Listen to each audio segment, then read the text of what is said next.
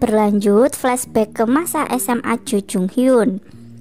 Saat itu Jo Jung Hyun dan rekan-rekan reporter SMA-nya sedang mengunjungi sebuah bangunan tua. Mereka mendatangi bangunan tersebut untuk bahan album SMA-nya. Mereka menemukan beberapa tulisan dan simbol-simbol aneh di dalam bangunan tersebut.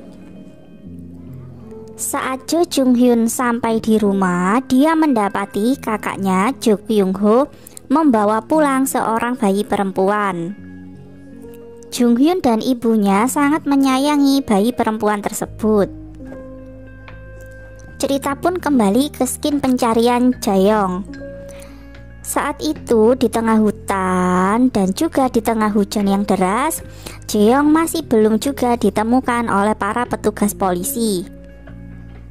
Setiba di rumah, ibu Jung Hyun semakin cemas karena Jaeyoung yang belum juga ditemukan. Dan juga ditambah lagi kasus hilangnya Kyun Jin yang masih dalam pencarian. Situasi di SMP Gongcheon menjadi sedikit resah karena hilangnya dua siswi mereka. Detektif Choi menginterogasi tim penyiaran karena mereka adalah teman dari Kyung Jin dan juga Jaeyoung.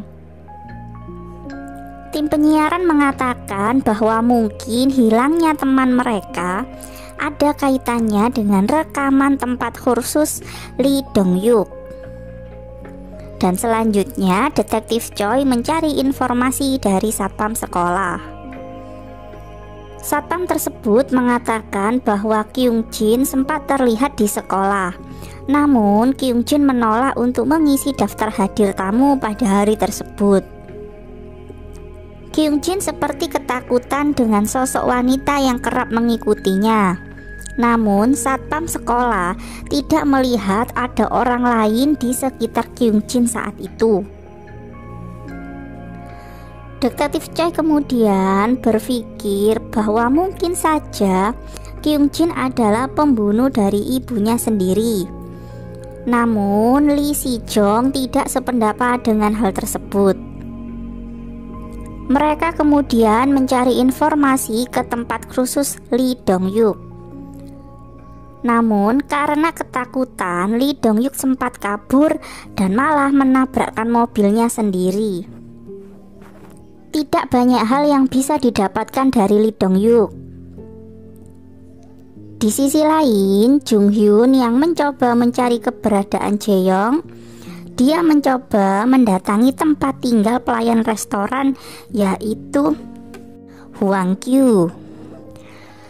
Di tempat tinggal Hwang Kyu, Jaeyoung mendapatkan sesuatu yang mencurigakan. Jaeyoung menemukan beberapa simbol aneh di kamar milik Hwang Kyu. Kemudian Jung Hyun mencari informasi tentang Hwang Kyu dengan menanyakan kepada pastor gereja. Pastor gereja menceritakan tentang sosok Hwang Kyu yang sudah mulai berubah menjadi lebih baik dan juga lebih taat.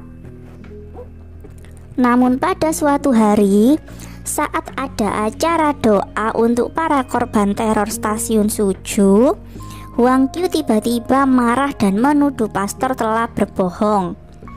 Hwang Kyu kemudian melukai dirinya sendiri dengan pisau. Hal tersebut sontak membuat jemaah lain ketakutan. Setiba Jung Hyun di rumah, dia bertemu dengan Moon Suk yang telah lama menunggunya.